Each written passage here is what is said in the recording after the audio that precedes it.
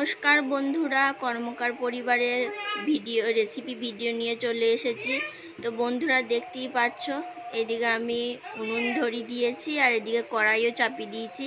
তো আজকে আমি বানাবো একদম সিম্পল ভাবে, বাচ্চাদের টিফিনের জন্যও হবে, বড়দের খাবার জন্যও হবে। তো একদম সাধারণভাবেই আমি আজকে চাউমিন বানিয়ে তোমাদেরকে দেখাবো যে আমি কিভাবে চাউমিন বানাই। তো বন্ধুরা, যারা একদম রিচ খেতে খুঁজো না, সেরকম রিচ আমি করবও না। তো দেখো আমি সিম্পলভাবে কিভাবে চাউমিন বানাচ্ছি, তোমরা দেখতে থাকো। এই তো কড়াই চাপিয়ে দিয়েছি, এরপর কড়াইয়ে দিয়ে দেবো জল। কড়াইয়ে জল দিয়ে দিচ্ছি, কড়াইয়ে জল দিয়ে দিলাম। এরপর একটু জলটা গরম হবে, তারপরে চাউমিনগুলো দেবো। এইদিকে দেখো আমি নিয়ে নিয়েছি ছোট ছোট একদম সরু করে কাটা আলু। এটা আমি একটা আলু কেটেছি। এদিকে নিয়েছি আদা কুচি, কারণ আদা কুচি দিলে এটা খেতে টেস্ট হয়। আর এদিকে একটা দেখো ছোট্ট দেখে আমি একটা পেঁয়াজ কুচি নিয়েছি।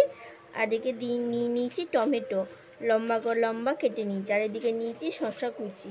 তো চলো আমি এরপর চাউমিনটা দিয়ে দিই। আমার কিন্তু জলটা অনেকটাই গরম হয়ে গেছে, একটু কুসুম গরম হয়ে গেছে। এবার আমি দিয়ে দেবো চাউমিনগুলো দিয়ে দিচ্ছি।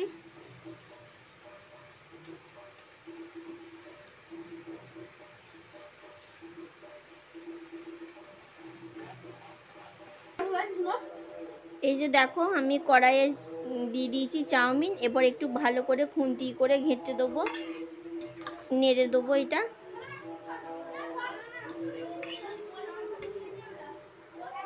এরপর দিয়ে দেবো উপর থেকে একটু সাদা তেল। দেখো আমি ফরচুন তেল ব্যবহার করি, তাই আমি ফরচুন তেল দিয়ে দিচ্ছি। তোমরা চাইলে অন্য সাদা তেলও ব্যবহার করতে পারো। দেখো আমি উপর থেকে দিয়ে দিচ্ছি, কারণ এটা একটার সাথে একটা লাগবে না। তেলটা দিয়ে আমি একটুখানি নাড়াচাড়া করে নিলাম। একবার 1 মিনিট করে ফুটবে, আমি তারপর নামিয়ে দেবো। চাউমিনটা দেখতে পাচ্ছ আমার একদম ফুটে গেছে চাউমিনটা। এরপর চাউমিনটা আমার কিন্তু সেদ্ধও হয়ে গেছে। তো চলো দেখো তোমরা, দেখতেই পাচ্ছ আমার চাউমিনটা একদম অলরেডি সেদ্ধ হয়ে গেছে। এরপর আমি এটা নামিয়ে দেবো। কিন্তু দেখো তেলটা দেওয়ার কারণে কিন্তু একটার সাথে একটা একদম লাগেনি, কি সুন্দর হয়েছে। দেখো চাউমিনটা আমি নামিয়ে দিয়েছি। এরপর আমি একটু ঠান্ডা জল দিয়ে চাউমিনটা ধুয়ে নেবো, কারণ এই যে গরমে যে জলটা থাকে সেটা যদি ভাপে ভাপে আরও একটু সেদ্ধ হয়ে যাবে। তাই জন্য আমি ঠান্ডা জলে ধুয়ে নেবো, যাতে আরও ঝরঝরে হয়ে যায়।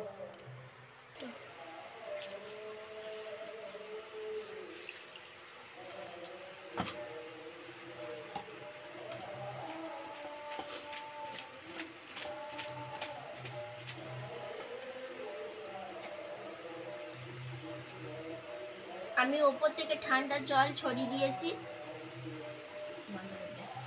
দেখো আমি কড়াইটা পরিষ্কার করে আবার চাপিয়ে দিয়েছি, কারণ না ধুলে লেগে যাবে, তাই আমি চাপিয়ে দিলাম কড়াইটা। এবার আমি তো এমনি তো কিছু সবজি দিইনি, কারণ এটা গরমকাল, সেরকম সবজি কিছু পাওয়াও যাবে না।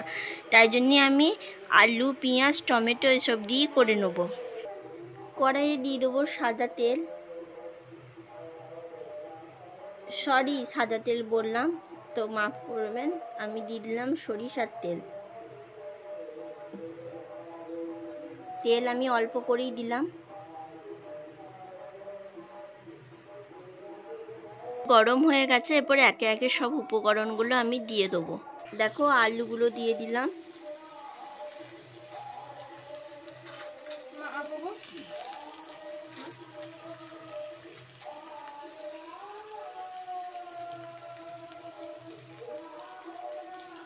এরপর একটু সামান্য নুন দিয়ে নাড়াচাড়া করে নেবো। আলুগুলো দিয়ে দিচ্ছি নুন, দিয়ে দিচ্ছি সামান্য একটুখানি হলুদ,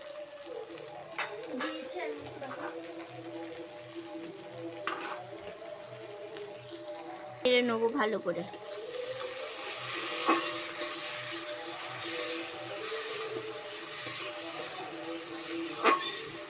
এটা আমি তেলি হালকা ঢাকা দিয়ে দিয়ে ভেজে নেব। এই যে ঢাকা দিয়ে দিয়েছি, এরপর ঢাকাটা খুলে আর একবার নাড়াচাড়া করে নেব। আমার আলুগুলো হাফ ভাজা হয়েই গেছে। এরপর একে একে টমেটো, আদা কুচি, পেঁয়াজ কুচি এগুলো সব দিয়ে দেবো। টমেটো কুচি,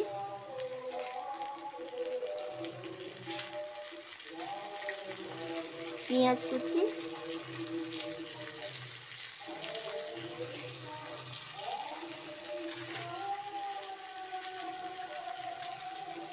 আদা কুচি,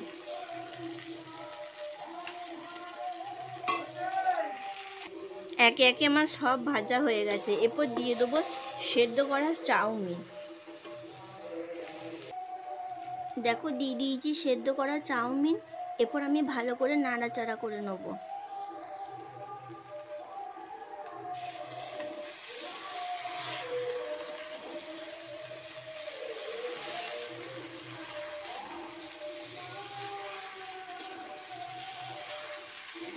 চাউমিনটা আমার কতটা ঝরঝরে আছে দেখতে পাচ্ছ? ওই তেলটা দেওয়ার কারণে আমার চাউমিনটা আর ঠান্ডা জলে ধোয়ার জন্য, এর কারণে চাউমিনটা প্রচুর ঝরঝরে হয়েছে।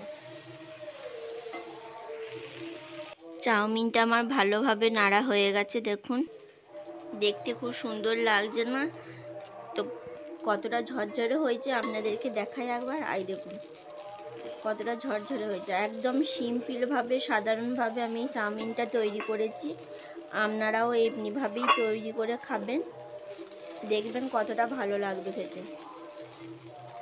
চাউমিন কিন্তু আমার পুরোপুরি একদম রেডি। তো আমি এখানে কোনো রকম সয়া সসটা ব্যবহার করলাম না, কারণ অনেকে খেতে খুঁজে না, আমার বাচ্চারাও খেতে খোঁজে না, তাই জন্য সয়া সসটা দিলাম না। আর টিফিনে যেহেতু টিফিনের জন্য করলাম।